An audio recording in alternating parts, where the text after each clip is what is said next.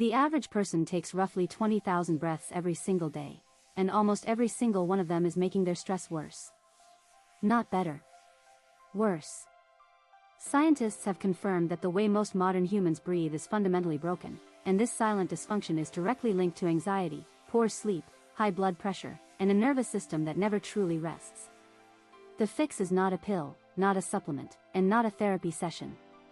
It is something you are already doing right now. You are just doing it wrong.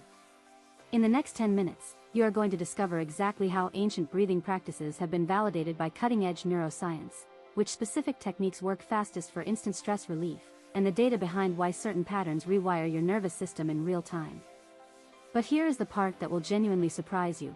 One of the most popular breathing techniques being shared across wellness platforms right now actually increases cortisol in certain people rather than lowering it.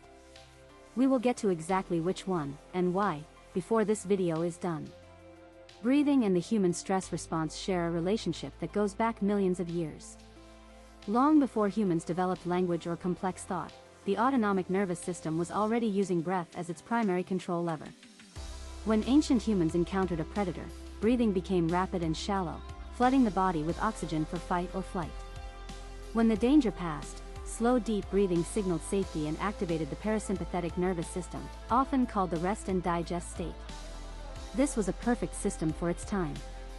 The problem is that modern humans have inherited this ancient hardware and installed it in a world full of psychological threats, deadlines, financial pressure, relationship conflict, that never fully resolve.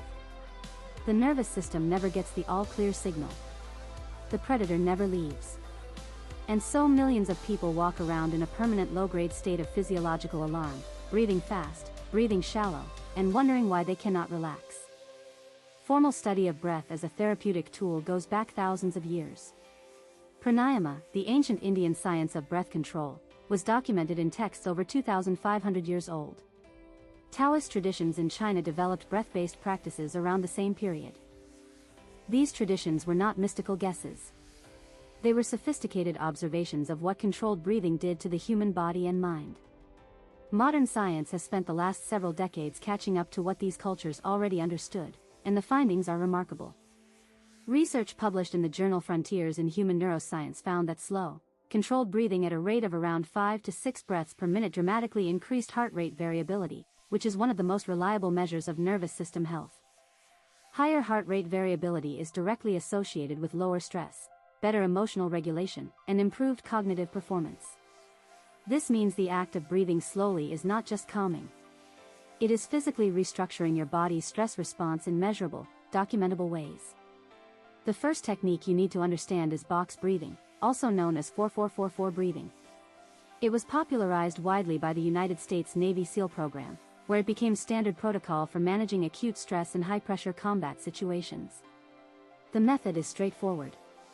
You inhale for 4 counts, hold for 4 counts, exhale for 4 counts, and hold again for 4 counts before repeating. The symmetry is the point. By making each phase of the breath equal, you engage the prefrontal cortex, the thinking brain, and pull attention away from the amygdala, which is the part of the brain generating the alarm response. Studies measuring cortisol levels in participants before and after just 4 minutes of box breathing have shown statistically significant reductions. 4 minutes. That is how fast this works when done correctly. The second technique is physiological sigh, and this one has taken the neuroscience world by storm. Research led by Dr. Andrew Huberman and his colleagues at Stanford University identified the physiological sigh as the fastest known way to reduce acute stress. The mechanism involves a double inhale through the nose, a full inhale followed immediately by a second sharp inhale to fully inflate the lungs, and then a long, slow exhale through the mouth. What makes this remarkable is that it reinflates collapsed alveoli in the lungs, rapidly restores carbon dioxide balance in the bloodstream, and triggers an immediate parasympathetic response. Just 1 or 2 physiological sighs can measurably lower heart rate within seconds. The third technique is 4-7-8 breathing, developed and popularized by Dr. Andrew Weil, who based it on ancient pranayama practices. You inhale through the nose for 4 counts, hold for 7 counts, and exhale completely through the mouth for 8 counts. The extended hold and long exhale are what drive this technique's power. The extended exhale specifically activates the vagus nerve, the long wandering nerve that runs from the brainstem down through the heart and into the abdomen. Vagal activation is essentially the direct dial to your parasympathetic nervous system. This is the technique, however, that deserves a caution. For individuals with anxiety disorders or certain cardiovascular conditions, the extended breath hold can trigger rather than reduce panic responses. This is the counterintuitive finding hinted at earlier. If you have ever tried 4-7-8 and felt more anxious rather than less, you are not imagining it. The breath retention component can misfire in sensitive nervous systems. But here is what nobody talks about when discussing breath work. Carbon dioxide is not simply a waste gas. It is a critical regulator of your body's ability to actually use the oxygen you are breathing in. There is a phenomenon called the Bohr effect, discovered by Danish physiologist Christian Bohr in 1904, which explains that hemoglobin releases oxygen to the tissues more efficiently in the presence of carbon dioxide. When people overbreathe, hyperventilating even mildly, they blow off too much carbon dioxide, which paradoxically reduces oxygen delivery to the brain and muscles. This is why people feel lightheaded, tingling, or more anxious when they breathe too heavily during stress. The body is running low on CO2, not oxygen. Slowing your breathing down actually solves this problem at a chemical level. This understanding reframes the entire project of stress breathing. The goal is not to breathe more. The goal is to breathe better, slower, and with more nasal breathing rather than mouth breathing. The nasal passages filter air, humidify it, add nitric oxide which dilates blood vessels, and create natural resistance that slows airflow and maintains better CO2 balance. Research from the Karolinska Institute in Sweden confirmed that nasal breathing alone, compared to mouth breathing, significantly reduced markers of stress and improved blood oxygen saturation. Simply closing your mouth and breathing through your nose is one of the most powerful shifts you can make. The practical implications here are significant for daily life. These techniques are not reserved for meditation cushions or yoga studios. Box breathing can be used at a traffic light. A physiological sigh takes 4 seconds and can be done invisibly in a meeting.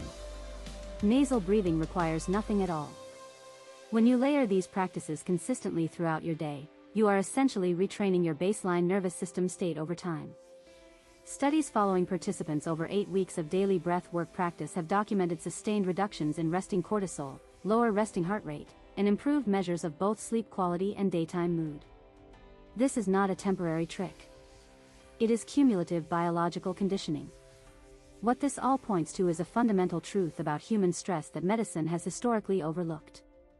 The breath is the only function of the autonomic nervous system that is also under voluntary control. You cannot consciously slow your digestion, change your heart rate directly, or adjust your blood pressure through willpower alone. But you can control your breath, and through that single access point, you can influence every one of those other systems. Ancient practitioners knew this intuitively. Modern neuroscience has now mapped the exact pathways through which it happens. The takeaways from everything covered here are clear and actionable. Learn box breathing and use it when acute stress hits. Practice physiological sighs throughout your day whenever tension builds. Approach 4-7-8 with awareness if you have anxiety sensitivity.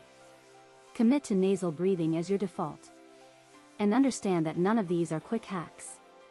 Before you go, if you learned something valuable today, hit that like button right now. Subscribe to Sleep Wave for a brand new video every single day. We will see you in the next one.